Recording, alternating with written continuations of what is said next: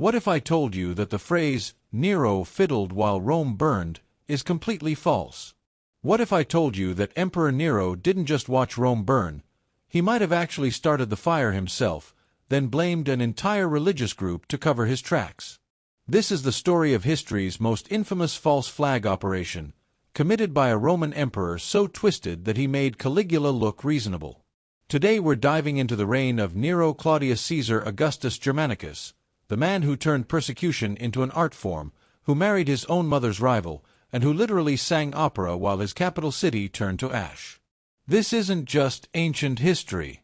This is the blueprint for how dictators manipulate tragedy for political gain, a playbook that's been used by tyrants for over 2,000 years. By the end of this video, you'll understand why Nero's name became synonymous with evil itself. Nero was born Lucius Domitius Ahenobarbus in 37 AD, the same year our previous psychotic emperor Caligula took power.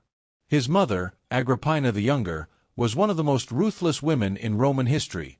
Think Lady Macbeth, but with actual political power. When Nero was just 13, his mother married Emperor Claudius, making Nero the heir to the Roman Empire through pure political manipulation. But Agrippina wasn't content to wait for natural succession. In 54 AD, she likely poisoned Claudius with mushrooms, making her 16-year-old son the most powerful person on earth. At first, Nero seemed promising. He was educated by the philosopher Seneca, spoke multiple languages, and showed artistic talent. Romans were optimistic about their young emperor. But absolute power at 16 years old? That's a recipe for disaster. Within a year, Nero was showing signs of the megalomania that would define his reign. He started performing in public as an actor and singer, something considered beneath the dignity of an emperor. Worse, he began surrounding himself with flatterers who told him he was divinely gifted, while pushing away anyone who dared give honest advice. By 55 AD, Nero decided his mother had too much influence over him, so he did what any rational 18-year-old would do: he tried to have her murdered. His first attempt involved a collapsing ceiling in her bedroom. When that failed, he tried poison. When poison didn't work, he sabotaged her boat, hoping she'd drown. Agrippina survived all of these attempts because she was just as paranoid and cunning as her son. Finally, Nero gave up on subtlety and sent soldiers to stab her to death in 59 AD. According to historians, when the soldiers arrived, Agrippina pointed to her womb and said, "Strike here, for this is what bore Nero." But matricide was just the beginning. Nero also murdered his stepbrother Britannicus, likely with poison at a dinner party. He killed his first wife Claudia Octavia, strangling her after divorcing her for alleged adultery, allegations he made up. He then married Poppaea Sabina, but later kicked her to death while she was pregnant because she complained about him coming home late from chariot races. This wasn't just cruelty. This was systematic elimination of anyone who might threaten his power or question his decisions. On July 19, 64 AD, a fire started in the Circus Maximus and spread throughout Rome. For 6 days and 7 nights, the fire consumed everything in its path. By the time it was extinguished, 10 of Rome's 14 districts were destroyed. Hundreds of thousands of Romans lost everything. Now here's where history gets murky and suspicious. Nero was in Antium, 35 miles from Rome, when the fire started. But instead of rushing back to coordinate firefighting efforts, he allegedly performed his own compositions about the destruction of Troy while watching Rome burn from a distance. Multiple historians report that Nero seemed oddly unconcerned about the catastrophe, almost as if he expected it.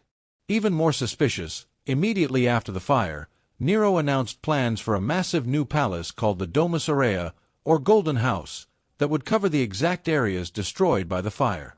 This wasn't just any palace. It was a 300-acre complex with artificial lakes, gardens, and a 120-foot-tall statue of himself. The timing was so convenient that many Romans suspected Nero had started the fire deliberately to clear land for his vanity project. As rumors spread that Nero had started the fire, he needed someone to blame. Enter the Christians, a small, weird religious sect that most Romans already found suspicious.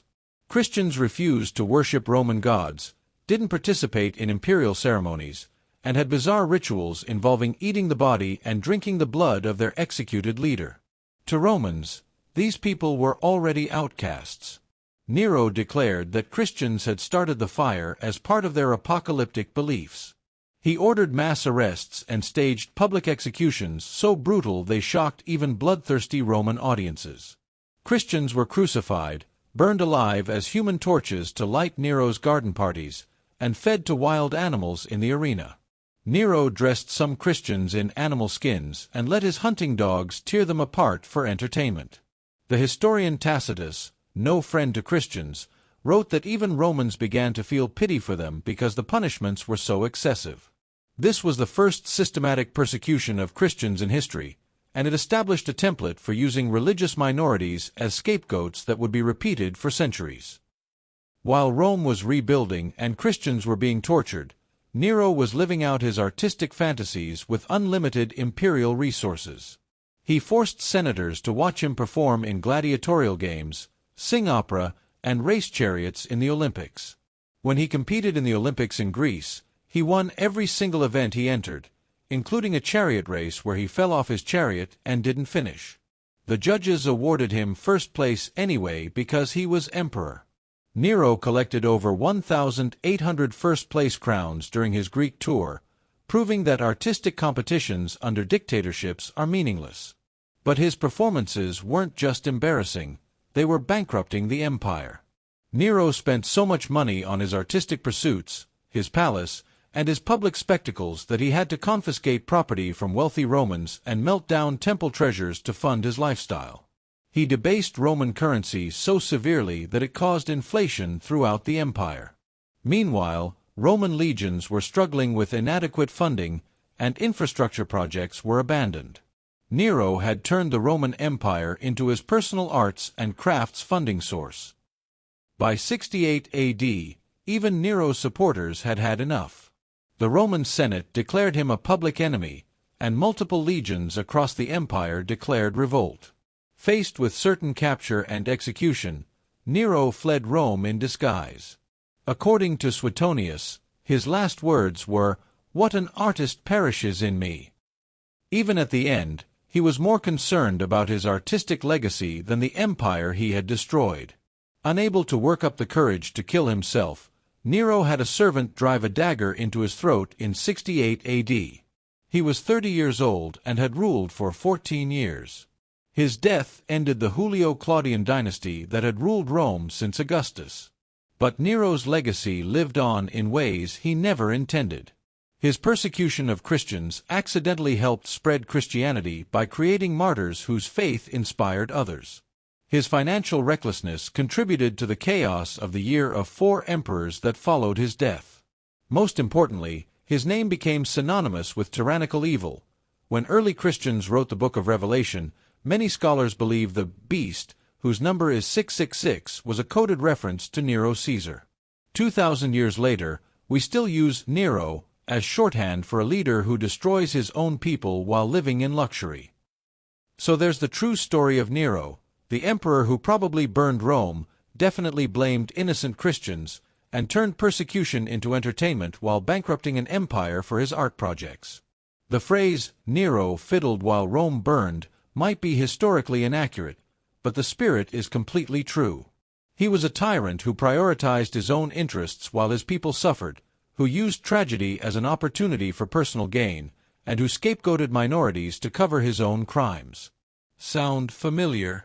That's because the Nero playbook never went out of style. Throughout history, we've seen leaders use the same tactics: create or exploit a crisis, blame a convenient scapegoat, and use fear to justify increasingly authoritarian measures. The technology changes, but human nature doesn't. What other historical parallels do you see with modern politics? Let me know in the comments, and subscribe for more stories about how ancient history keeps repeating itself.